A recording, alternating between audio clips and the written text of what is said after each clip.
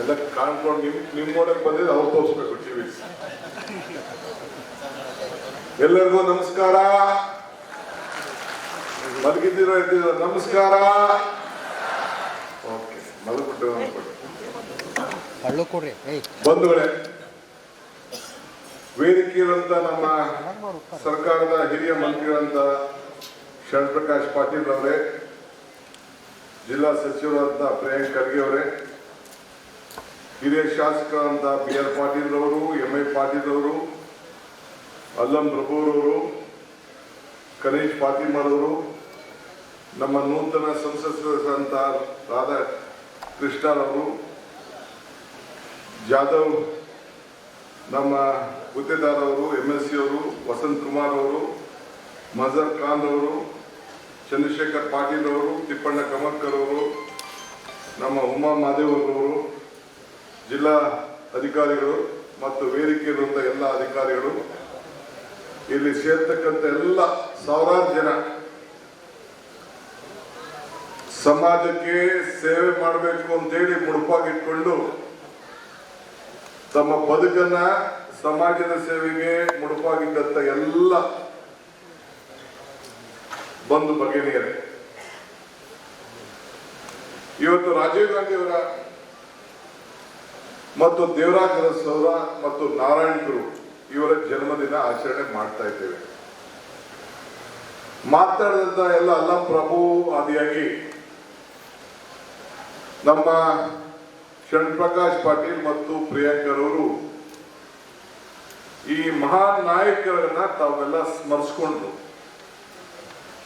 ನಾನು ಬೆಂಗಳೂರಿನಲ್ಲೇ ಈ ಕಾರ್ಯಕ್ರಮ ಬಹಳ ದೊಡ್ಡ ಕಾರ್ಯಕ್ರಮ ಇತ್ತು, ಅದು ಬಿಟ್ಟು ನಿಮ್ಮ ಜೊತೆ ಈ ಕಾರ್ಯಕ್ರಮ ಮಾಡಬೇಕು ಅಂತೇಳಿ ನಾನು ಇಲ್ಲಿಗೆ ಬಂದಿದ್ದೇನೆ.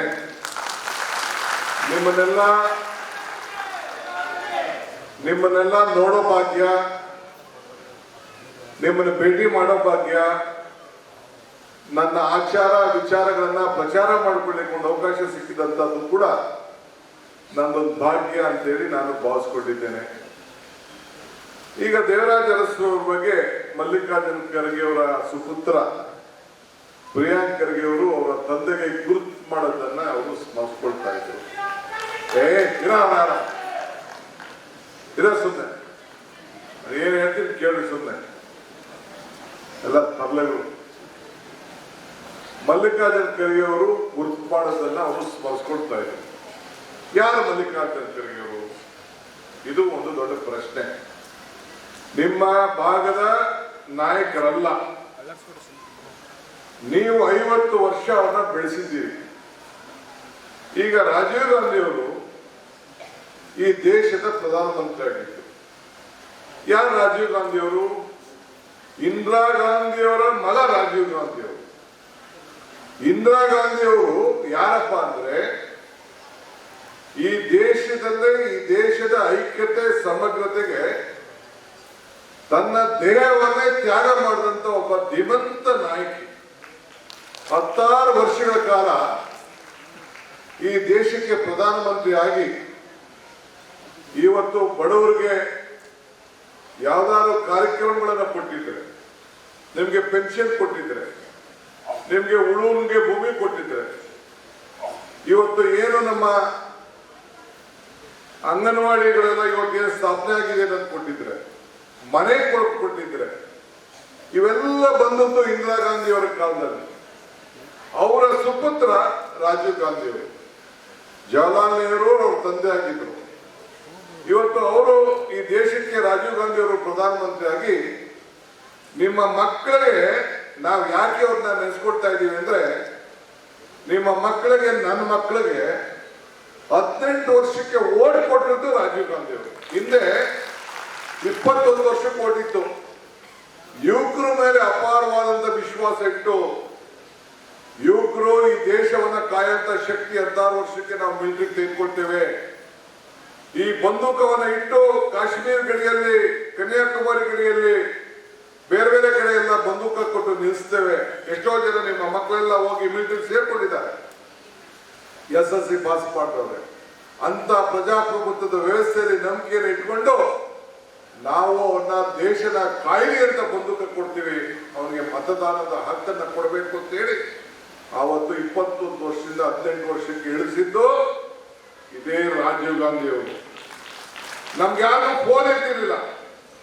ಒಂದು ಫೋನ್ ಮನೇಲಿ ಬರ್ಬೇಕಾದ್ರೆ ಯಾವ್ದಾದ್ರು MP ಗಳನ್ನ ಇಟ್ಕೋಬೇಕಾಯ್ತು. 10 ವರ್ಷ 15 ವರ್ಷ ಕಾಯ್ಬೇಕಾಗಿತ್ತು.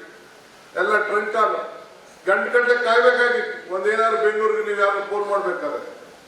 ಆದ್ರೆ ರಾಜೀವ್ ಗಾಂಧಿ ಅವರು ಈ ದೇಶದ ಪ್ರಧಾನಮಂತ್ರಿ ಆದ್ಮೇಲೆ ಈ ಟೆಲಿಫೋನ್ ಕ್ರಾಂತಿ, ITBT ಕ್ರಾಂತಿ, ನೀವೆಲ್ಲ ಫೋನಲ್ಲೇ ಮೆಸೇಜ್ ನೋಡ್ಕೊತಾ ಇದ್ದೀರಿ, ನೀವೆಲ್ಲ ಫೋಟೋ ನೋಡ್ಕೊತಾ ಇದ್ದೀರಿ, ಎಲ್ಲ ಫೋನಿಂದ ನಿಮ್ದು ಬದುಕೇ ಇಲ್ಲ. ಆ ರೀತಿ ಯಾರು ಈ ದೇಶಕ್ಕೆ ಕ್ರಾಂತಿ ತಂದುಕೊಟ್ಟವರು ಅಂತಂದ್ರೆ ರಾಜೀವ್ ಗಾಂಧಿ ಅವರು. ಅದಕ್ಕೆ ನಾವು ಇವತ್ತು ನೆನೆಸ್ಕೊಳ್ತಾ ಇದ್ದೇವೆ. ಇವತ್ತು ದೇವರಾಜ ಅರಸರ ಬಗ್ಗೆ ಎಲ್ಲ ಮಾತಾಡೋದು. ಉಳುವಿಗೆ ಭೂಮಿ ಇಂದಿರಾ ಗಾಂಧಿ ಅವರ ಕಾಲದಲ್ಲಿ ಮಲ್ಲಿಕಾರ್ಜುನ ಖರ್ಗೆ ಅವರು ಮಂತ್ರಿ ಆಗಿದ್ದಾಗ ಅವರು ಇವತ್ತು ಅದನ್ನ ಉಳುವಿಗೆ ಭೂಮಿ ಕಾರ್ಯಕ್ರಮವನ್ನು ಕೊಟ್ಟರು. ಇದನ್ನೆಲ್ಲ ಮರ್ತು ಬಿಟ್ಟಿದ್ದಾರೆ ಜನ.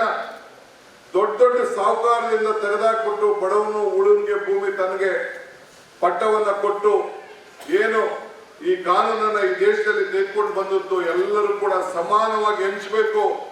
ಯಾರು ಬ್ಯಾಂಕ್ ಹೋಗಾಗ್ತಿರ್ಲಿಲ್ಲ, ಗೊತ್ತಿದೆಯಾ ನಿಮ್ಗೆ? ಎಲ್ಲರೂ ಕೂಡ ಬಡ್ಡಿಗೆ ಒಡ ಹೋಗ್ತಾ ಇದ್ರಿ. ಅಂತ ಸಂದರ್ಭದಲ್ಲಿ ಬ್ಯಾಂಕಿನ ರಾಷ್ಟ್ರೀಕರಣವನ್ನು ಮಾಡಿದ್ದು ರಾಜೀವ್ ಗಾಂಧಿ ಅವರ ತಾಯಿ ಇಂದಿರಾ ಗಾಂಧಿ ಅವರು.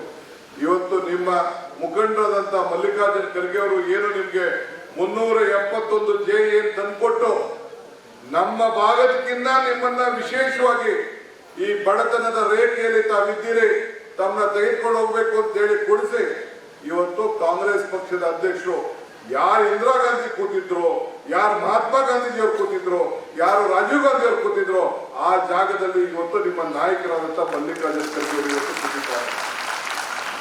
ಇದೇ ಈ ಭೂಮಿಯ ದೊಡ್ಡ ಶಕ್ತಿ. ನಾನು ಇವತ್ತು ಇಲ್ಲಿಗೆ ಬಂದಿದ್ದೀನಿ ಯಾಕಪ್ಪ ಅಂತಂದ್ರೆ ಎಲ್ಲ ನನ್ನ ತಾಯಂದಿರು, ಯುವಕರು, ಹಿರಿಯರಿದ್ದೀರಿ. ಇಂಥ ಪ್ರಬುದ್ಧವಾದಂತ ನಮ್ಮ ನಾಯಕರನ್ನ ಈ ದೇಶಕ್ಕೆ ಕೊಟ್ಟಿದ್ದೀರಲ್ಲ, ನಿಮ್ಮೊಂದು ಕೋಟಿ ನಮಸ್ಕಾರ ಸಲ್ಲಿಸಲಿಕ್ಕೆ ನಾನು ಇಲ್ಲಿಗೆ ಬಂದಿದ್ದೇನೆ.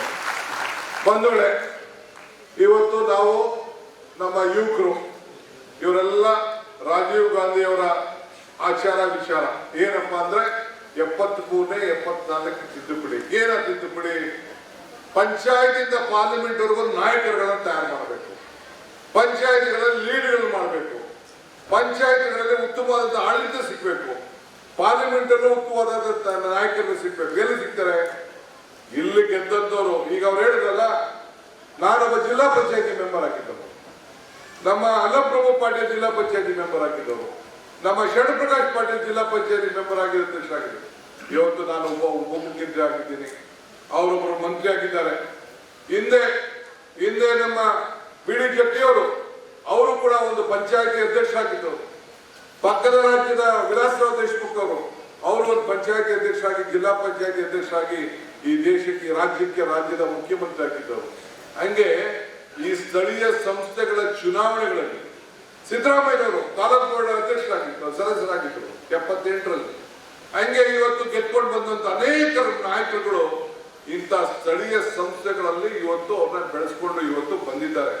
ಇದು ಎಲ್ಲ ಇತಿಹಾಸ. ಅದಕ್ಕೆ ನಾವು ಹೇಳೋದು, ಅಂಬೇಡ್ಕರ್ ಅವ್ರು ಹೇಳೋದು, ಅಂಬೇಡ್ಕರ್ ಫೋಟೋ ಯಾಕೆ ನಾವು ಇಲ್ಲಿ ಇಟ್ಟಿದ್ದೀವಿ ಅಂದ್ರೆ ಇತಿಹಾಸ ಮರ್ತವನು ಇತಿಹಾಸವನ್ನ ಸೃಷ್ಟಿ ಮಾಡಲಿಕ್ಕೆ ಸಾಧ್ಯ ಇಲ್ಲ ಅಂತ ಹೇಳಿ ಬಾಬಾ ಸಾಹೇಬ್ ಅಂಬೇಡ್ಕರ್ ಅವರು ಹೇಳಿದ್ದಾರೆ.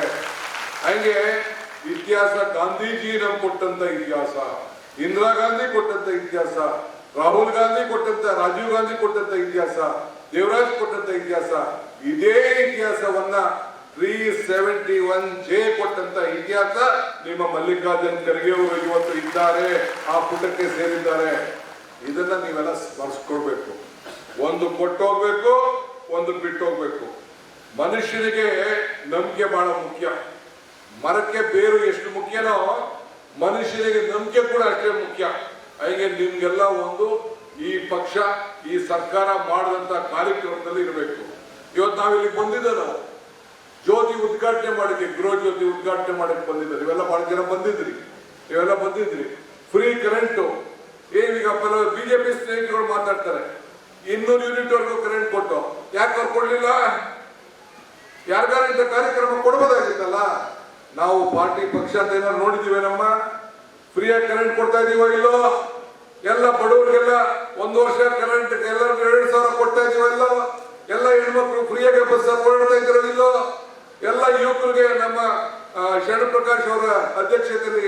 ಮಾಡಿದವ್ರಿಗೆಲ್ಲ 3,000 1,500 ಕೊಡ್ತಾ ಇದೀವೋ ಇಲ್ಲೋ, 10 kg ಅಕ್ಕಿ ಕೊಡ್ತಾ ಇದೀವಲ್ಲೋ, ಯಾರಿಗೋಸ್ಕರ ಕೊಡ್ತಾ ಇದೀವಿ?